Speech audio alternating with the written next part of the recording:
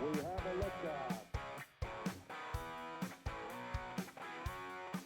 Hello and welcome back to Tennis Unfiltered with me, James Gray of iNews.co.uk and the iNewspaper, the number one tennis podcast in Q8 this week. So thank you to all our Q80 listeners. I hope you're enjoying it. I was about to say someone I know spent a lot of time in Q8, but I'm pretty sure that's classified. Anyway, I've got George Bellshaw here, whose location is not classified and who hasn't signed the official Secrets Act this week. George, how are you?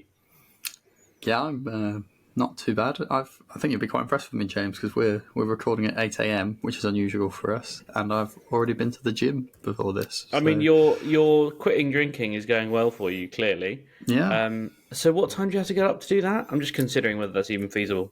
Yeah, I woke up just after 6, and I was in the gym for past. So. Oh, right. Do you live very close to the gym? Oh, okay. Well. I've joined one that is a 4-minute walk away, which I think falls into the category of I have no excuses not to get there. Yeah, that's true. So the problem for me is I don't mind getting up in the mornings too much. I will semi-regularly in the summer get up at 5:30 to go and play golf. But the gym is still quite busy at that time in the morning, and that really fucks me off. It's just I've gone to the effort of getting up really early, and it's still, and I don't like other people in the gym at the best of times. It's still full of total arseholes. Anyway, Calvin, he's not in the gym that we know. In fact, we have no idea where he is. He was due to be here, but he has quite consequently no-showed. If I was going to give him a defence, I think, James, because you're in France, you're at 9 o'clock, and I think he might have got confused from our messages. So I've got a feeling he might jump on in half an hour or so. You think the time zone might have done him? Well, we'll see. We'll see. Look forward to finding out exactly what his excuse is. We've already had one technical hitch today, which is George was really baffled as to how his camera wasn't working. I pointed out it might not have been plugged in, and indeed it wasn't. Anyway, we're here now, or at least some of us are here, so we might as well crack on with what we've got. We've obviously got to talk about Laver Cup this week. We'll also talk about that Nadal interview, performance buys, Maria Sakkari, Wang Zhiyu, and also Caroline Wozniacki and Paul Wertheim. I was at school with a guy called Paul Wertheim. The person I mean is John Wertheim, who's got some beef with Caroline Wozniacki this week. As always, if you want to leave us a review on Spotify or iTunes, or just say something nice about us on Twitter, it is allowed, although most people choose to do something quite different. You can do so, and we really like it. And if you leave us a 5-star review somewhere, frankly, even if you just go on Twitter and just copy and paste 5 stars in, I probably would read it out. But I always read out 5-star reviews. This week, there's one from Leica12345. It says, one of my favourite tennis podcasts. I absolutely love this podcast and look forward to the new episodes. Really honest and very bang-on take on tennis. Great banter between the guys and really great tennis knowledge. Thank you for keeping me up to date with all the latest tennis news. You're welcome, Leica. We do our best. I think that's overly generous, and I don't know if we fulfill all those categories, but we do our best. I'm just looking. We're definitely guys. And sometimes we're not all guys. But other than that, I don't know if I can necessarily accept all those compliments. But thank you very much, nevertheless. George, let's start on the Laver Cup because we've had an email. You can email in to tennisunfiltered@gmail.com. Lots of people do every week, and I do try and get around to reading as many of them out as possible. But if you sent in an email and I haven't read it out, sorry, there are a lot of you, and I'm also bad at reading emails at the best of times, as my work colleagues will tell you. This is from Kerry, who says, thought I'd share a quick couple of notes on the Laver Cup weekend in Vancouver. I'm from North Vancouver, and I bought tickets on the pre-sale back in February. I really enjoyed the event. I've been to the US Open, Roland Garros, Barcelona, and Monte Carlo. However, the tickets were crazy expensive. I'm an avid fan, but even I balked at the prices in the lower bowl, $4,000, which is about £2,500 British pounds, for all the sessions. I was higher up for $1,700, about £1,000. I mean, fair play to you, Kerry. That's a lot of money for tickets. The demographic of attendees is definitely older. I'm 60 plus. It's simply too much money for families and younger adults. I think it's a missed opportunity to market tennis more broadly when slams and week-long events are far less expensive. I think it needs a rethink. I personally thought the tennis was great. It's so much better to see in person, so much faster, and one can truly appreciate the athleticism required when you see it live. I quite agree, Kerry, as you know. I will venture a guess that Ben Shelton made a lot of fans after the weekend, including me. He was amazing on the court and seemed to be a great cheerleader. I think he was the MVP for Team World. Love the pod and keep up the good work. Cheers, Kerry. George, let's maybe start with the tennis, because Kerry's made mention of Ben Shelton there, who we've talked about a few times on the pod. Calvin's coached against him. I've interviewed him. Probably is the perfect environment for him, right? It's sort of college tennis times about 10. Yeah, and I think that I'm not sure we're going to be overly positive about the Laver Cup in this segment. The one really strong feature of this format is the way the players are interacting with each other, that you can bring out quite a lot of their personalities in I was going to say a more relaxed format, but I'm not sure it was totally relaxed this weekend. And that is a huge plus of it. And I think, if you think it's where it was really successful when it started, it was particularly kind of bringing out the greats of the games, getting them together, having Federer and Nadal, Federer and Djokovic all interacting together. But I still think there's a strong plus point in introducing a newer generation, in kind of bringing out their characters in this sort of format, getting them interacting with each other, building a bit of kind of faux rivalry and animosity on the court, potentially as well. So that's definitely a strength. And look, was it Keris who wrote the interview? Kerry.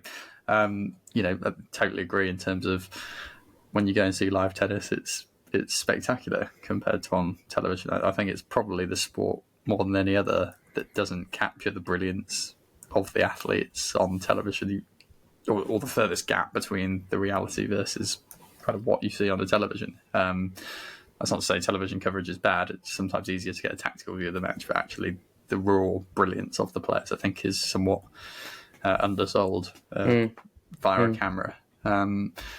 So yeah, there are some plus points. The price is something we've spoken about at previous Laver Cups as well. It's farcical, and those prices sound even higher than when they were in London, which, is some going, really. And totally agree. I think if you look at this lineup for this tournament, it's really hard to justify those prices, to be honest. And even, it's not downplaying that point that the tennis is always great live and you're always going to enjoy it when you go, but it just feels such a shame that some of these events aren't more accessible when you're trying to introduce these guys. And I mean, I don't know, I'm not sure exactly what's happened with the Sunday tickets, but they only played one match, didn't they? In the final day, they called off a few of the other ones. Yeah, they didn't play the singles. So that doesn't feel. I hope someone got some money back for that, or if they put something else on. I didn't really follow what happened. Let's talk about the ticket prices, because it's absolutely valid, and it also sort of tunes into something I noticed. I got a big PR email from Laver Cup organisers this morning with a load of facts and figures on it. And one of them they were keen to note was that the Laver Cup partnered with the David Foster Foundation to raise some funds for what is a Canadian-based charity. And I thought, okay, well, that's good, because one of the things I think that if it's going to be an exhibition, and we can talk about whether it's an exhibition or not, one of the things that it should do as an exhibition is raise money for charity. The David Foster Foundation provides financial support for families of children who are suffering from serious illness. So, I think we'll all agree, pretty good cause to be raising money, specifically in organ transplants. Just checking that one. Do you want to know how much money they raised, George? 100,000. 160,000 Canadian dollars, which is less than 100,000. I was picking in pounds, obviously, right? Yeah, but I'm guessing it was close. I mean, I think that is less than £100,000. Now, just for context, and thanks to Kerry for those numbers, because that helps a little bit with the maths. If you had given away 95 lower bowl tickets, that would have covered the cost of the entire charitable donation of the event. Now, as I say, it's not a charity event. And I think if you go back to, and I remember talking to Tony Godsick about this, that this event exists because Tony Godsick and Roger Federer were sitting in the back of a car in Shanghai having played an exhibition, and Roger basically said, "I've made more money today than Rod Laver made in his entire career. That doesn't seem fair." And, there are two sides to that comment. One is, gosh, Rod Laver, comparatively was underpaid, and that era didn't make as much money as they should have done. The other side is Roger going, "I'm not making as much money as I should be," and this is an exhibition event, but it's also an invitation event where a big check gets slapped on the table for the players. And Gael Monfils, said it. He said, "I'm lucky to be here, and I'm very well paid to be here." And there's some arguments about market forces whereby, yes, people are paying to be there. Yes, the tickets are expensive, but I'm fairly sure it was pretty much a sellout, if not close to, for every session. So, well, why wouldn't we make the tickets that expensive? I don't know. It just feels a little bit venal to me, just to be like, well, people are going to pay these very expensive ticket prices. I was reading about some hospitality suite that they built that they had 3,500 people in over the weekend, and it took them 3 months to custom build it and all the rest. And I dread to think how much the tickets were, but I don't know. Maybe I'm over romanticizing it, but surely there's more to tennis than just making money out of it.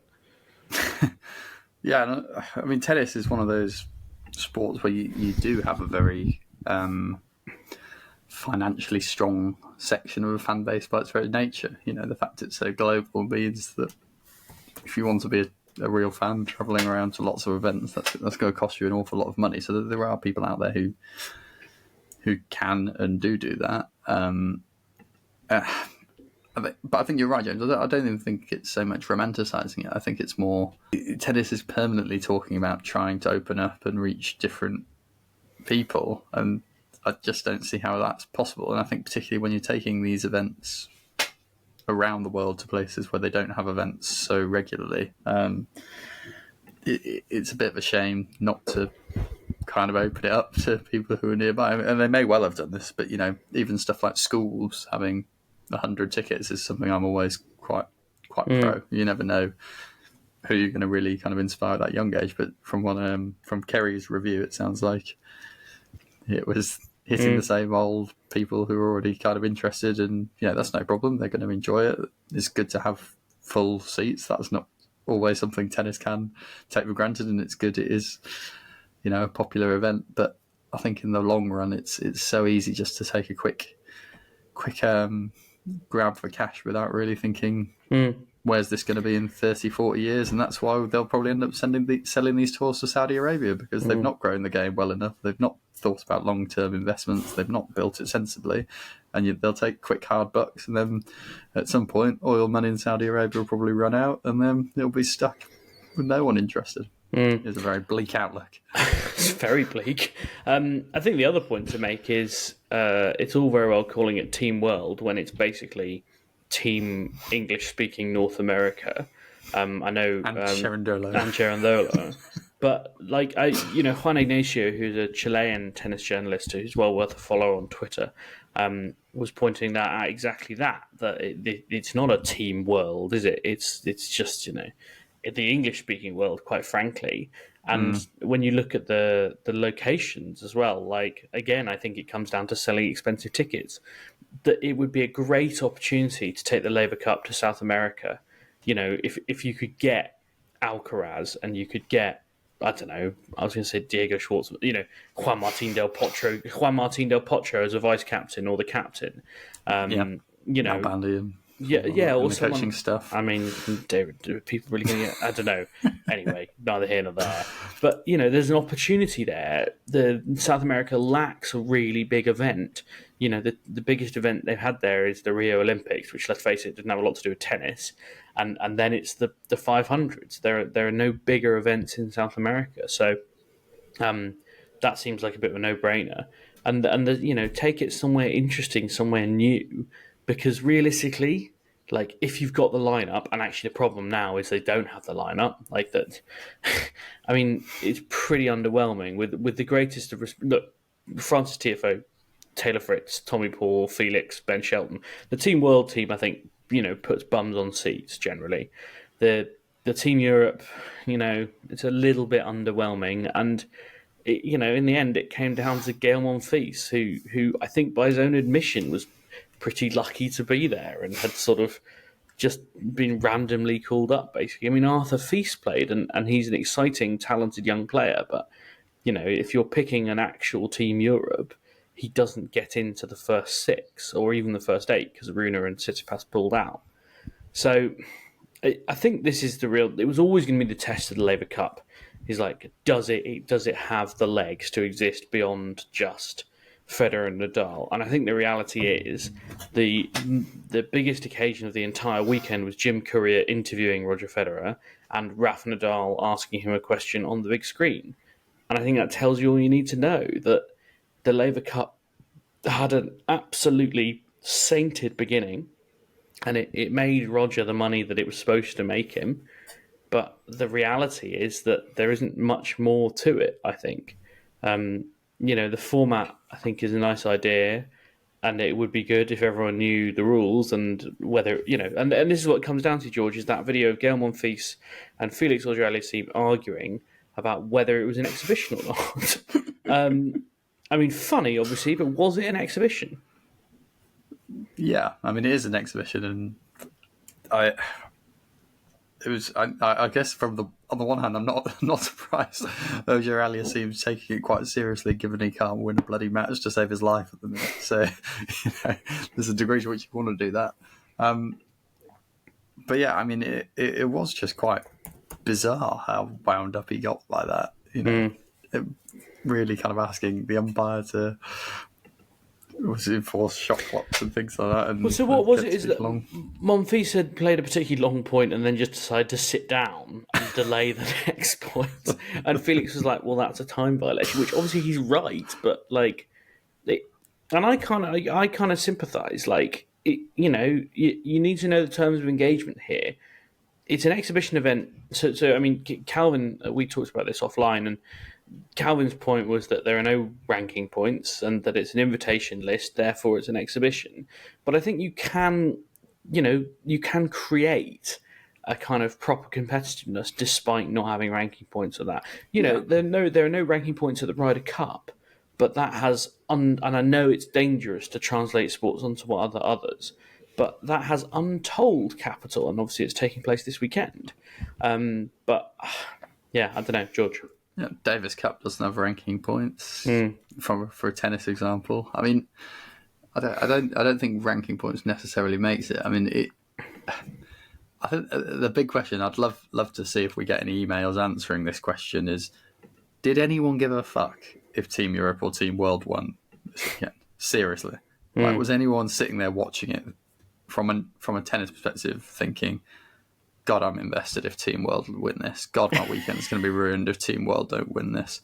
God, this is a time to really stick it to Europe. I'm sick of those, Europeans and what they're all about. I just can't imagine anyone in the entire world sitting there thinking that about either of those teams, being that invested. And I don't mean from like a single player perspective. Like, if you've already got a strong affinity to one of those players for whatever reason, you might think, well, I want them to do well, therefore I want their team to win. I mean, purely the teams.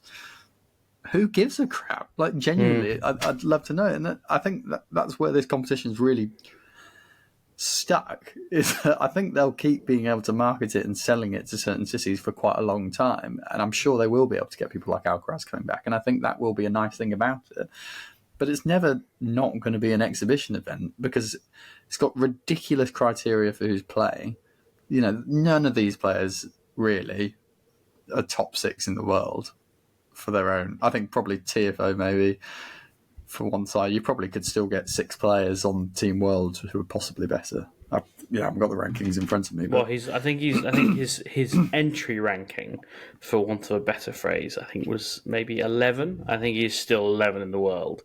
Yeah. So you would actually struggle to get 6 non-Europeans better than him. But yeah, I think, to be fair, I think Team World, barring I guess you maybe have De Minaur in there.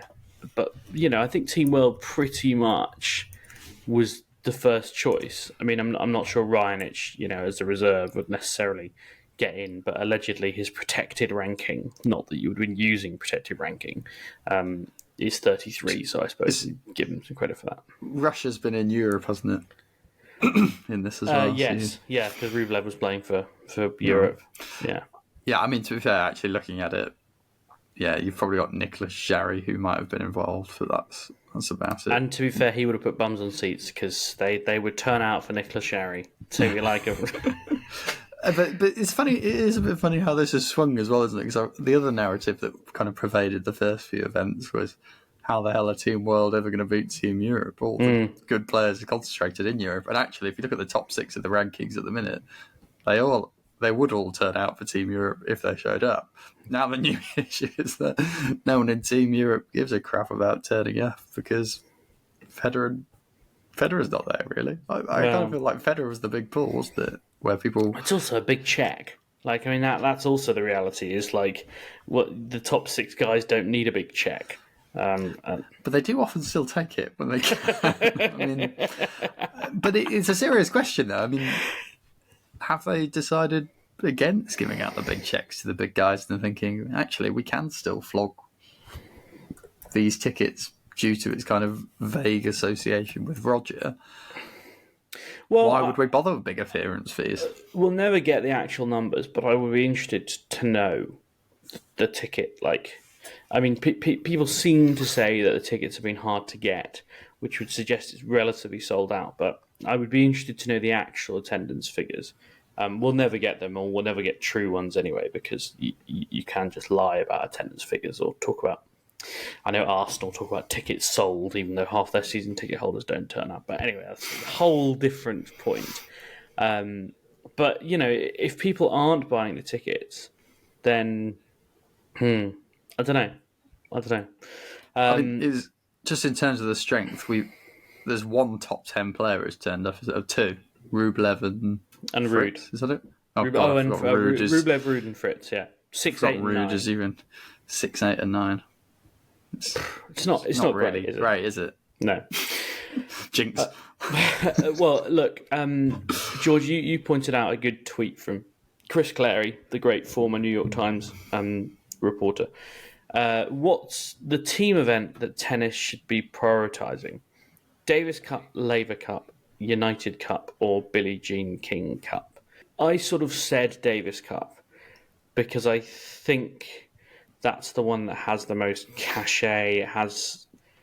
It just seems like if you're going to pick one of those, that's the one to go for because it's the biggest already, but I don't know how you feel about it. I mean, it's a bit difficult, isn't it? I think Davis Cup's probably the one most steeped in history and actually feels like it does matter to players. So from that perspective, I think that's the best competition. With respect to the Billie Jean King Cup, I don't remember it having as many huge Titanic matches where you had the best players in the world playing each other. Whereas I do remember kind of really epic Davis Cup struggles, particularly in kind of the previous format. Even like Del Potro v Cilic, Argentina versus Croatia, that felt like it meant a lot as a final and you could watch it and feel it. I'd never really felt that so much with the Billie Jean King Cup. And that's not to say it can't get there, it's just, it's just more...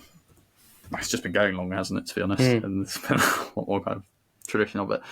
So I think, I'm inclined to agree with that.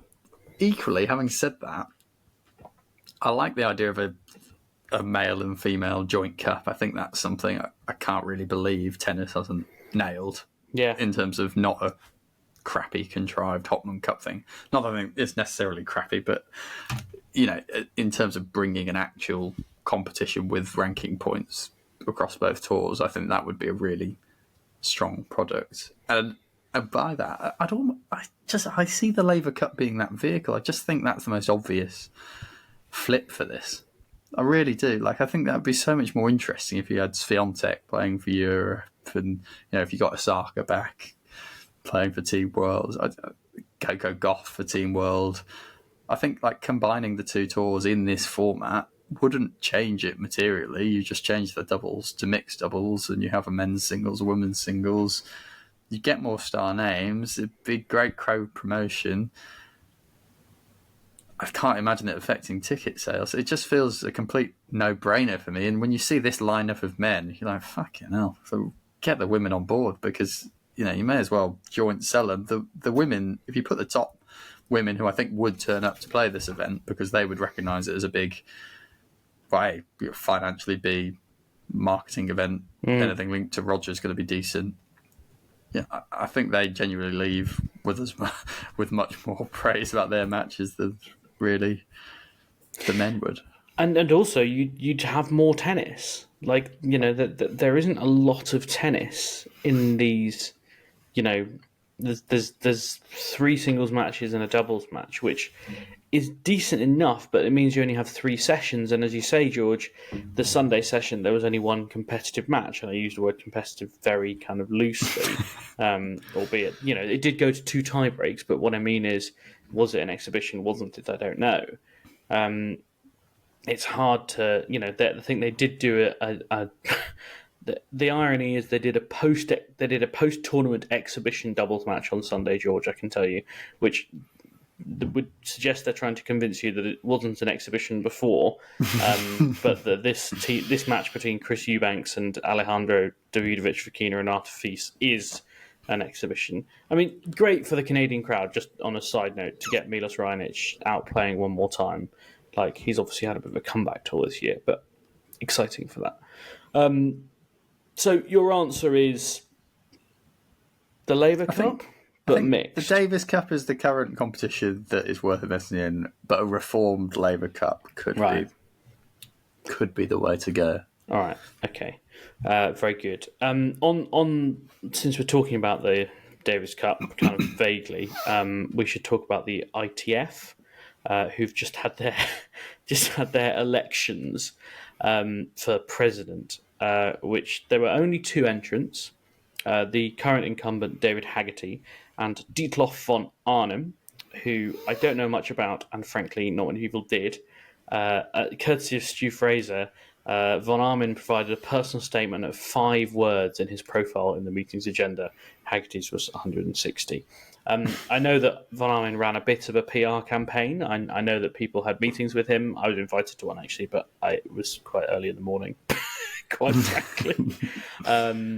But from people who did go, there weren't a lot of fresh ideas on the table. And I think if you're trying to displace someone who is a current incumbent, and clearly quite a popular one because David Haggerty got 73% of the vote, then... I'm surprised it was that low. Yeah, well, exactly. Then you do have to offer some new ideas. Well, you say you're surprised it's that low, George, but, the ITF have not done very well. Let's face it, the Cosmos deal has been an absolute disaster, and it says a lot about the lack of available other options that he did still get 73% vote.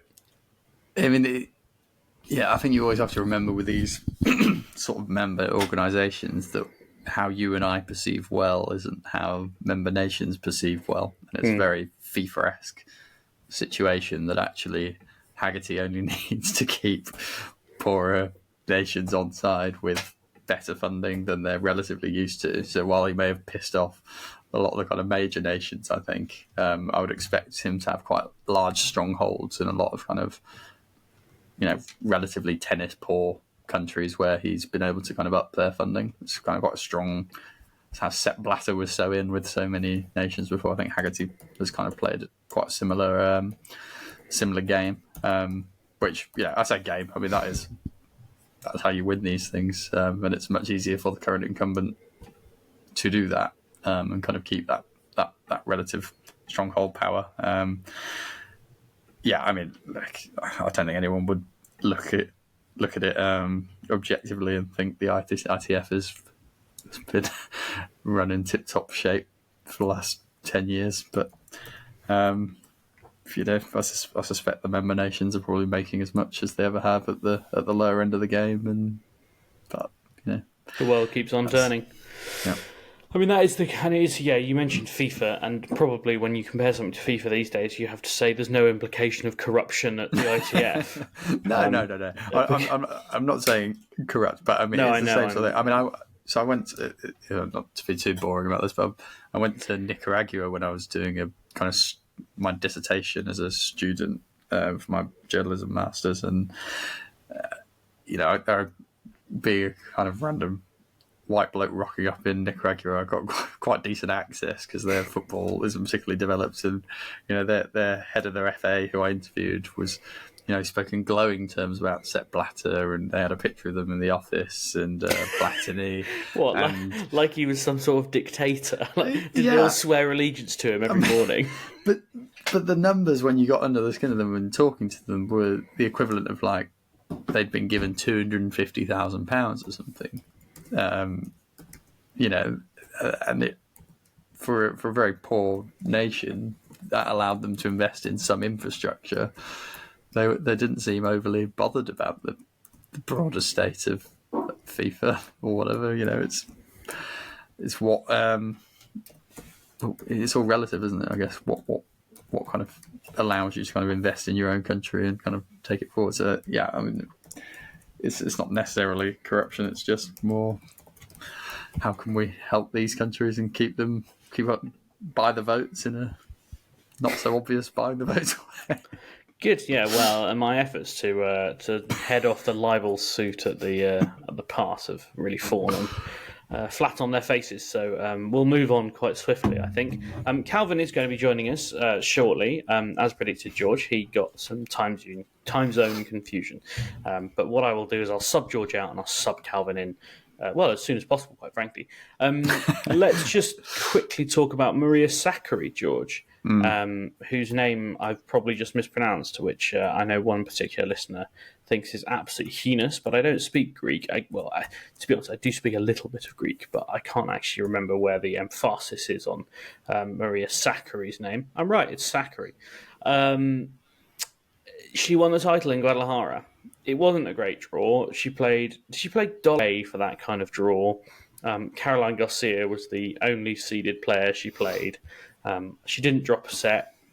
Not a great achievement in kind of head-to-head terms, but I wonder how big that is to now have won a 1,000 level title and have that in the bank, if you like. Yeah, I mean, I'm sure from her perspective it will feel quite big and a big achievement, and I'm always a bit reticent to kind of say it's not an achievement because you still have to go out there and beat these players, and there is quality in there. But I mean, as a Masters run goes, Storm Hunter, Camilla Giorgi, Emiliana Aranga are totally out of form. Caroline Garcia and Caroline Dollarhide. I mean, that's got to be right up there for the worst ever Masters. We flagged this tournament last week as one that someone was going to get a huge number of ranking points for winning the equivalent of is it even the equivalent of a 250? Just about, maybe. I mean, I think it probably is a 250, yeah. Two of those players are ranked outside the world's top 150, so not even necessarily a 250, really. Maybe. It's borderline, I think. Yeah, I mean, she's not dropped a set. It's good for her. She'll keep her ranking much higher. I suppose from some perspective, at least, Sakkari has had some form over the last few years to be that high up the rankings, and it's not someone who's going to be necessarily overranked, but she hasn't really played to that ranking this year and will kind of keep up there based on this result, really, I'd imagine. So, yeah, hopefully it kicks her back into the form we know she is capable of, but I just think that this tournament was ruined by incredibly poor scheduling decisions. And I'm sure it was still a great event, and I'm sure fans still went out there and were vociferous and enjoyed it. But it deserved to be a better event, and it deserved to have better players in there that couldn't realistically go, didn't want to justify going because they were all having to fly off to the other side of the world for matches this week, basically. So yeah, bit of a shame, really, but good for her. I'm sure she won't be complaining. It's a solid whatever 900, 1,000 points she's picked up there. Yes, are we still in the era where WTA 1000 events aren't worth 1,000 points? I can't remember whether that's still the case. It's one of the weirdest things about tennis, or stupidest, or whatever you want. Weird things about tennis, performance buys. Now, I am going to ask Calvin about this when he replaces George for a substitution that is fast approaching. But on the politics side of things, George, so if people who aren't aware, Sakkari and Garcia got a bye in the first round of Tokyo, which followed Guadalajara, and it's a so-called performance bye, which actually has been used in the Asian events before. I think one of the Chinese events used it quite regularly before Chinese tennis stopped happening. It's now back, obviously. And basically, as far as I understand it, George, and you can correct me if I'm wrong, if you're going well the week before, they say, okay, well, you're still playing, 10,000 miles away, so we'll give you a bye in the first round to give you time to get here. And what it means is that someone seeded higher than you might sacrifice their bye because of that.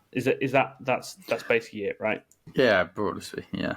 I'm not 100% sure of the ins and outs of this in terms of strict criteria. Presumably you have to be a top ranking. 8 seed, yeah. Yeah, I'm not 100% sure on that side of things. I understand why Rybakina is pissed off.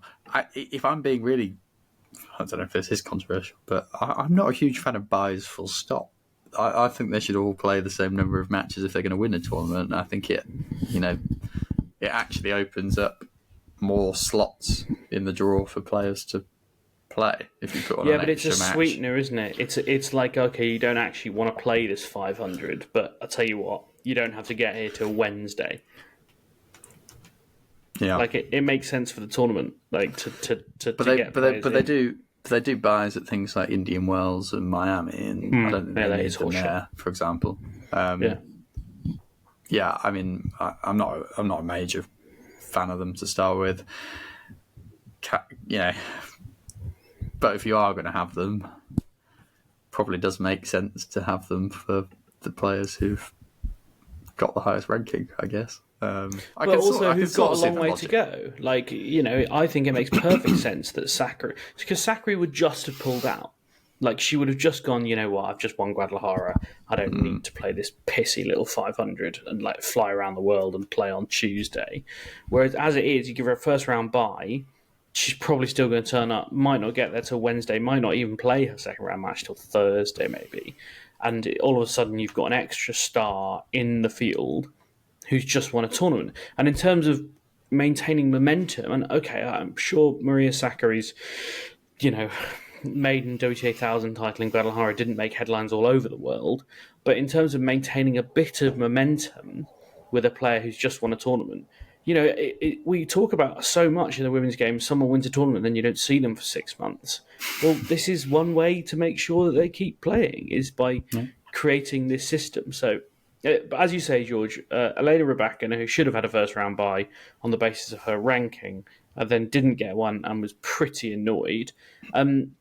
There is one wrinkle here, which is that several players, I think a player hinted that they didn't know about it, and maybe Rybakina said something about changing the rules at the last minute. And unfortunately, lots of people picked that up and said, "Oh my God, WTA, what they've done!" And then Nicole Melechar-Martinez, friend of the pod, who plays a lot of doubles, and I think is a player council member, although I could be wrong, she certainly has been, pointed out that it was on the fact sheet, which is, that's the sheet that when you sign up to the tournament, 2 months in advance, that's the thing that says, here's everything you need to know, like, here's where the player hotels are, here's how much the strings are going to cost and all that stuff. Okay, maybe they should have made a bigger deal about it and been like, by the way, just so you know. But, it's not beyond tennis players to not read anything, is it? Yeah. I mean, just on the kind of travelling far point, I mean, you wouldn't really need a performance bye if they actually scheduled their seasons properly.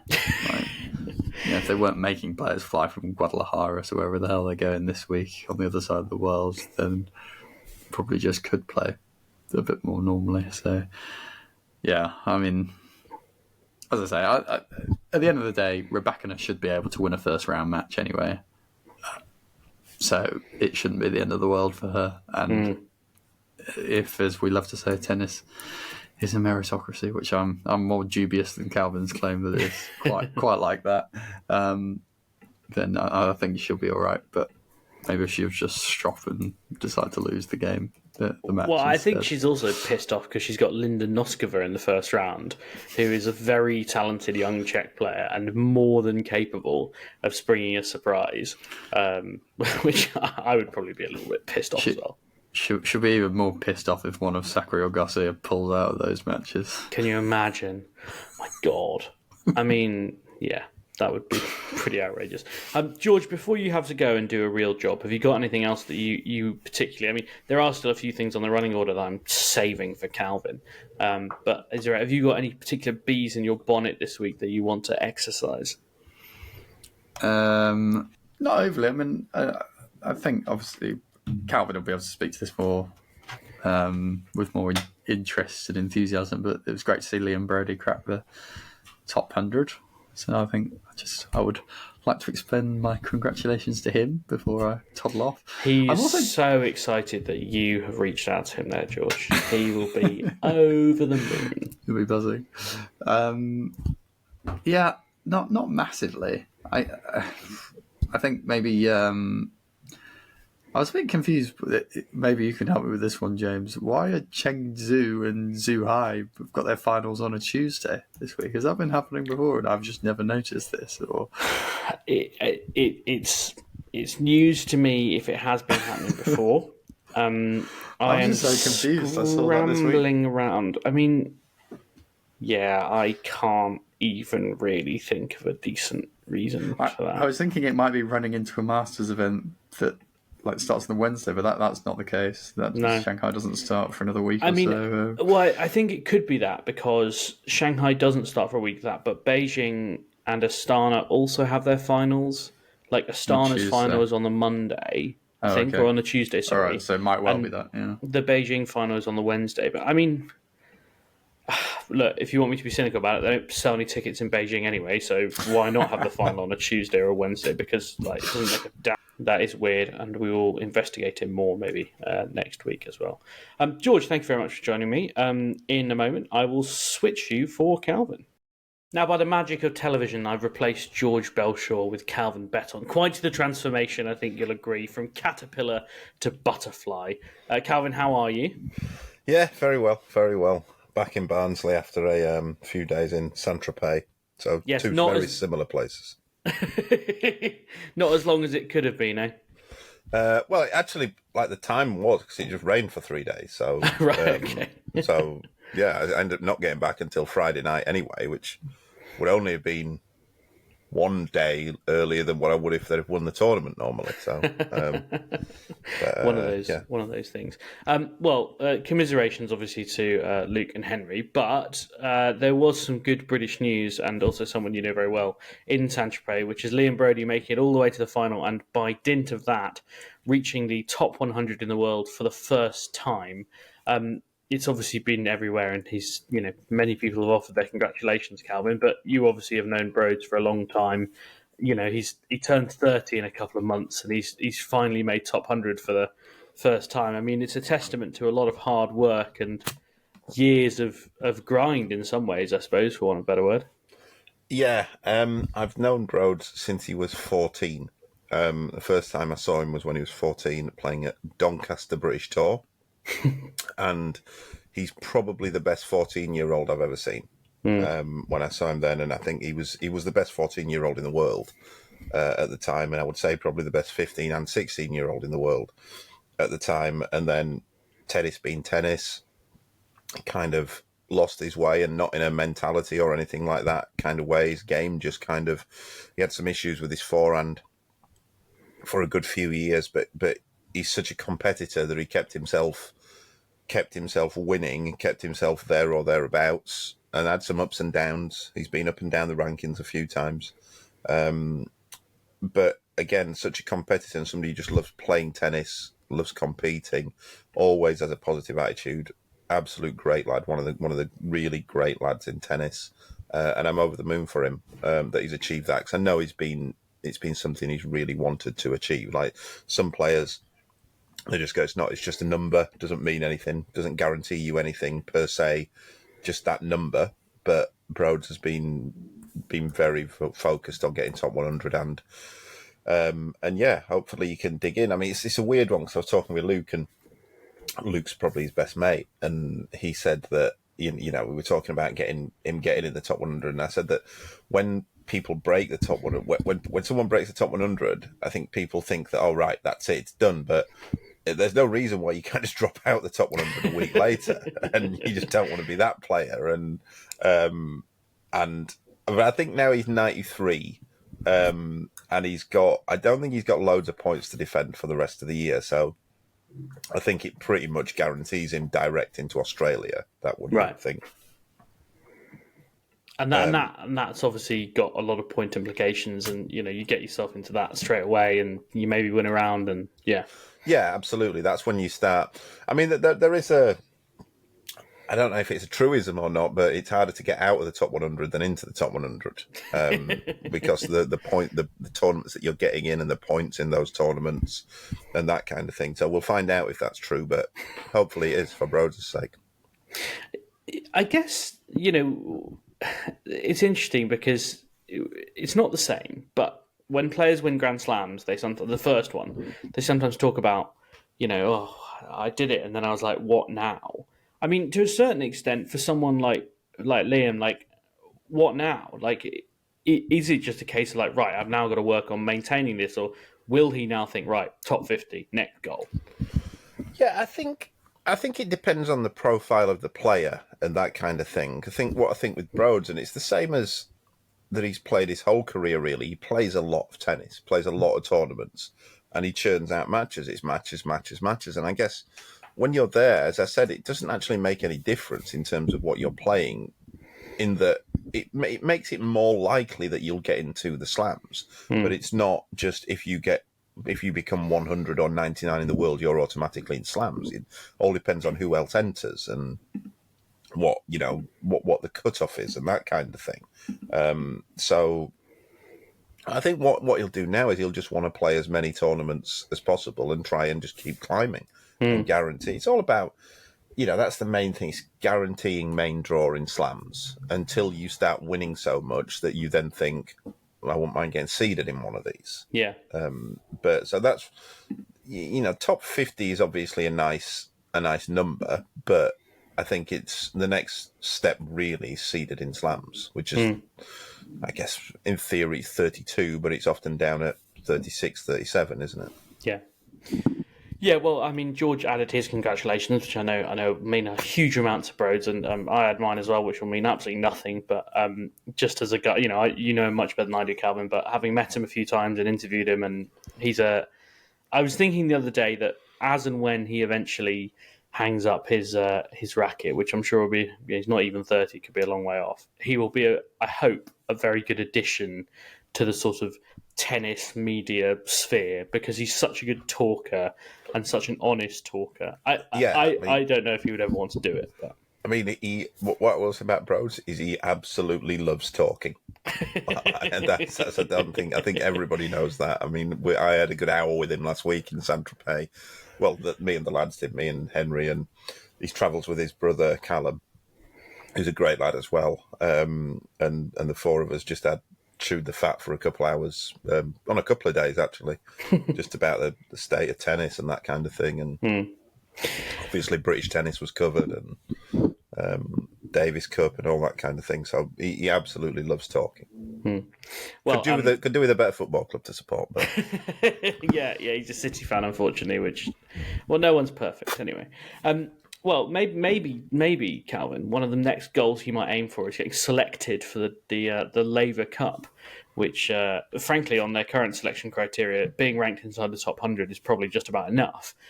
George and I were discussing it and whether it matters or whether it doesn't anyway. But I suppose the thing that we discussed offline this week is the Gael Monfils question. Is this an exhibition? Is the Laver Cup an exhibition event, or is it a proper tournament that people care about? I can't see it. I can't take it as a serious event where, right, for one, like the two captains, and everyone knows I've got so much time for John McEnroe and Bjorn Borg. The two captains don't really do anything. Like in all the matches I watched, they barely said a word, particularly Borg. Although Borg hasn't said a word since the first Laver Cup about 6 years ago, has he? I was going to say Borg hasn't said a word since about 1986. Yeah. But... And so that's one. I think, that we've basically got these two figureheads that don't really mean anything. McEnroe, to be fair, this was the most quiet I've seen him. I think in previous years he's tried to actually get involved a bit more. You've then got the Gael Monfils thing, but I think what made me think most that this is not a serious tournament. Like that, not everyone is focused on absolutely winning this tournament. When on Saturday, Team Europe selected Gael Monfils to play doubles, and I had a look. Gael Monfils has won 3 doubles matches in the last 6 years. So with what you've got in the squad, why would you think, right, we desperately need to win this thing? Points are double today because it's Saturday. I'll tell you who I'm going to play doubles. I'm going to play the guy who's only won 3 times in 6 years. If you're doing that, I can't take it seriously that the coach, that the captains and the teams are taking it seriously. That just doesn't. That to me just looks like this is what we've got. We're just going to see what happens, and I mean, even for the state of the tournament, I thought at that stage, because it was then you were then thinking they're probably only going to have to win 1 match on the last day to win this. We need to prolong the tournament, so I'm going to play the better doubles players. I mean, it doesn't help because they don't have any. I watched the doubles last night, the match that won it, and as a doubles a coach who works mainly in doubles at the minute, the standard of that match was terrible. Like the actual ball striking was good because they're all very, very good players, but tactically and that kind of thing, the standard was horrendous. So it's not like I don't get the point really in having doubles if we're just going to we're not going to bring doubles players in to play it, because it really only there was a novelty factor. The only reason they had doubles in the first place, I think, was because there was an opportunity to see Djokovic, Murray, Nadal, Federer playing doubles together. Yeah. I don't think anyone thinks, I'll tell you what I'd really love to see at Davis Cup this year is Rublev and Hurkacz teaming up. That's all due respect to those 2 players. But, I really struggle to see it. The problem is, people say, I think it'll collapse soon. You will always get an arena that will fill with people. Like, I know that Vancouver is a very wealthy area and it's got a huge tennis base where people will want to see it. So for once a year, for 3 days, there's probably enough of those places around where you can actually fill it. You can fill arenas for it and get enough interest. It's not like a tournament where you've just got to, you've actually got to go for a full week. How much, and you'll always probably get TV coverage. Someone will sign up for it. But so I'm not certain. A lot of people go, no, it won't be here in 5 years. I'm not certain of that. But it just doesn't. You can't take it seriously. It doesn't work, does it? Do you think people ever took it? Do you think, George and I were saying that obviously the Federer factor was huge at the beginning. Do you think people ever took it seriously at the beginning? To a degree, but I do think that the one thing I feel sorry for him is that it's always been lopsided one way or another. I think when it was initially set out, that if you'd have thought when it, what was the first year? Was it 17? I think it was 17, yeah, that sounds fair, right? If you'd have run it in 17 and thought, right, you had all the Team Europe where you still had the big 4 and they were doing well, but then you had on the other side, say that if you'd have had like Del Potro and Nishikori at the time, you'd have thought, well, at least we can have some, it's going to be competitive here. But for the first few, it was obvious Team Europe were going to win it. Last year was probably the closest matched, I think. But then you had, I say it was closest match, but when you actually break it down, it wasn't, because Federer couldn't play. Obviously, he retired straight after because his knee was in no shape. Nadal couldn't play. Nadal only came to play because Federer was playing, because it was Federer's last tournament. Djokovic was in, his head was in the shed, I think. So he wasn't really that bothered about it. And then Murray wasn't playing that well.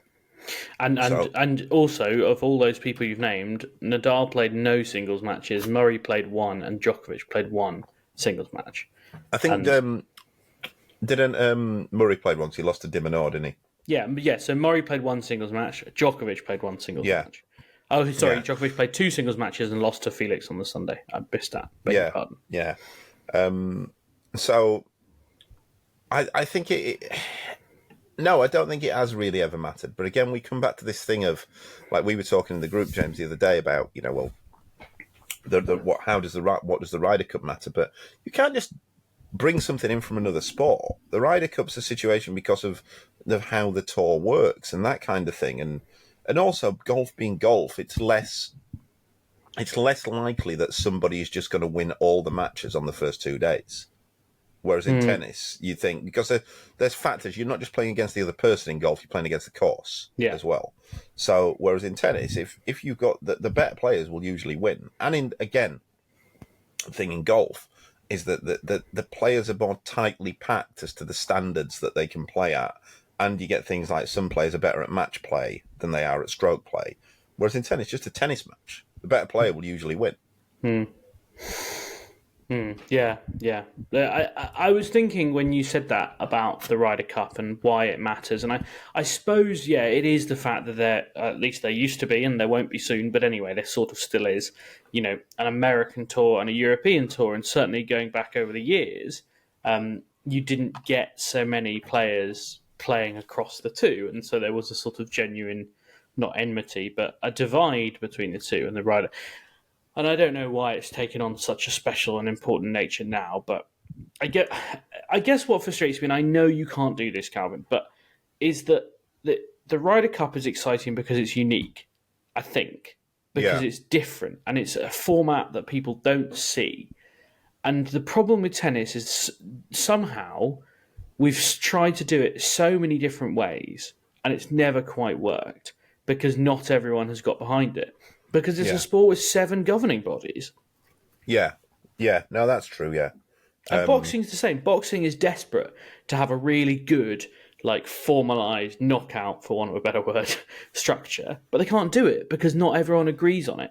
And the one time, and this is going to bore people, but the Muhammad Ali Trophy from the World Boxing Super Series, is that what they called it?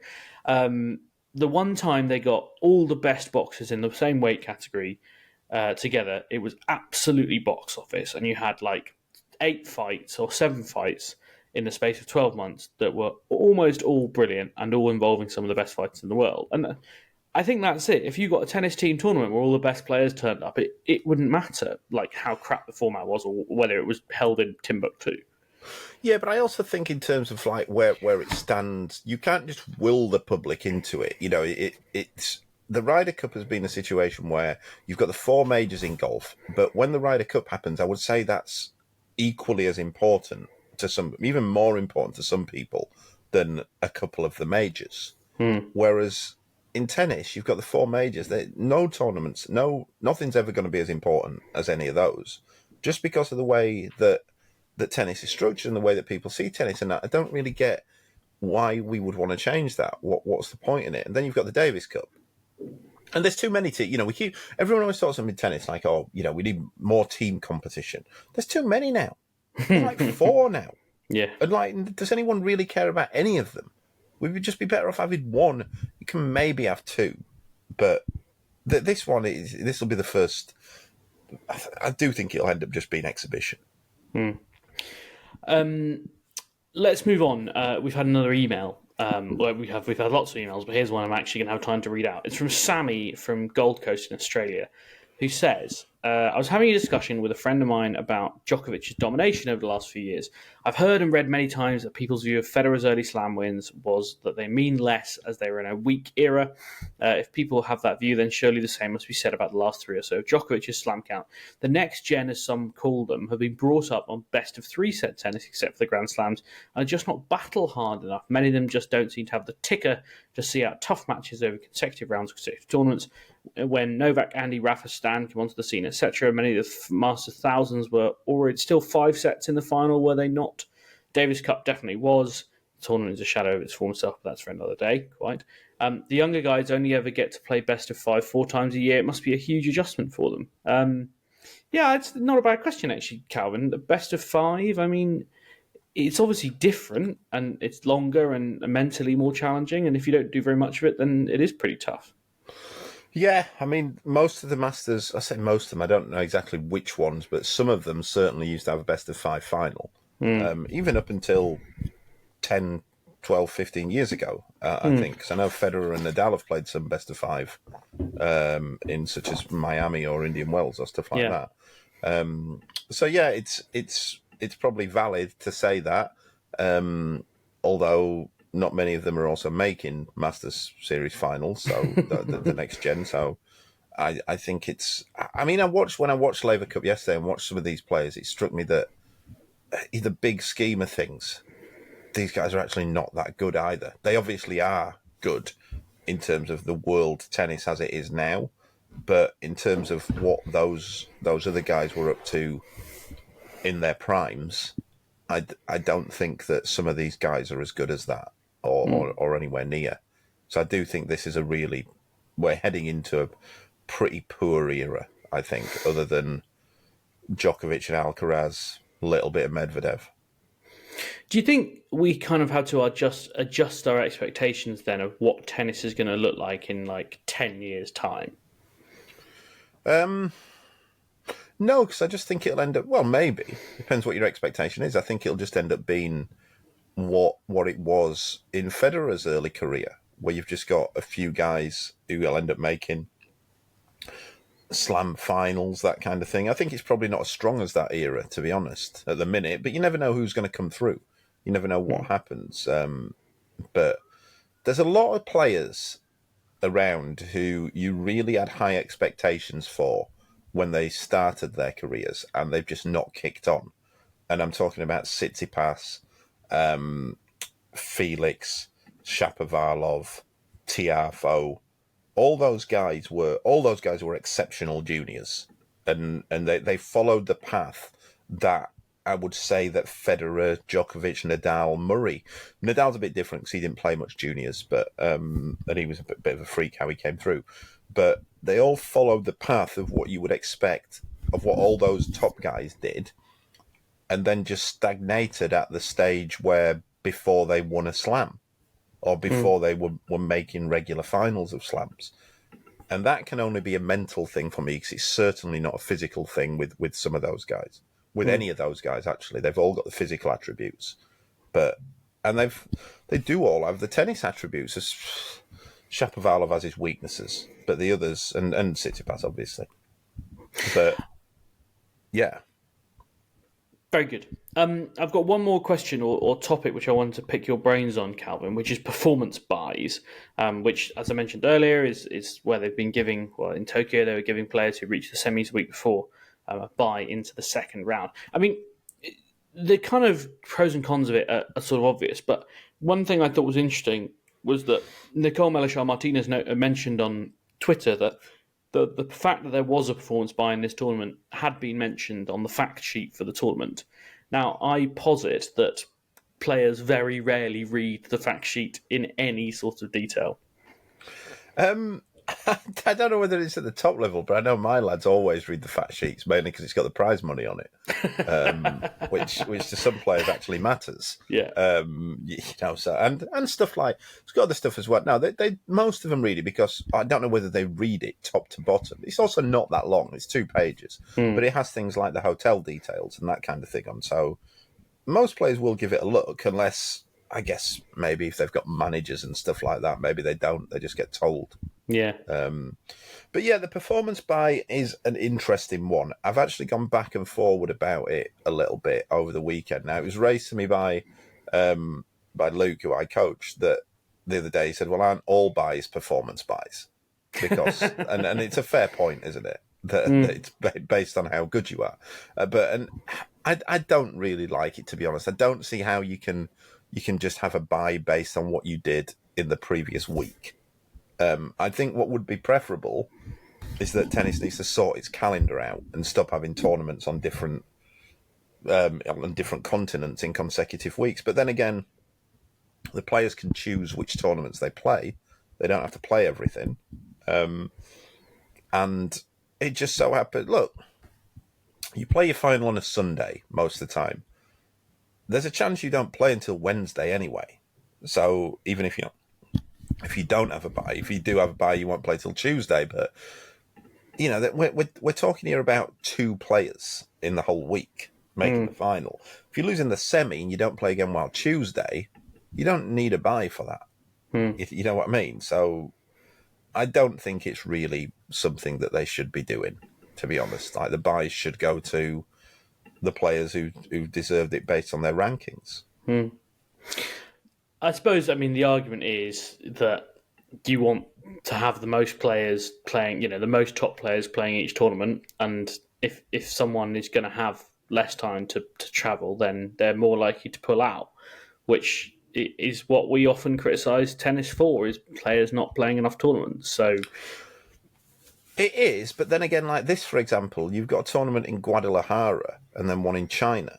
So it's like, in that, is an extra day really going to make any difference on that? Like, and it's only still going to be jet lagged to fuck. Yeah, and it's only for 2 players. So and one of those players I think is seeded anyway. Always getting a. No, none of them. Sakkari would have. No, she wouldn't have got a first round bye. Yeah, no. Yeah. So on that basis, I think it's messing with something that there's bigger issues to solve. Have a proper schedule. Like, that would make more sense. Or don't go to China while they're still keeping people prisoner for what they said against the government. That would be another thing. That would help. Where's your schedule take you next, Calvin? Have you got a few weeks at home, or? I'm at home this week. I don't know. Maybe I'll go away next week, or certainly the week after. I'll go with Henry somewhere, because Luke's gone to America today. So I'm not going to America. He's gone for 3 weeks.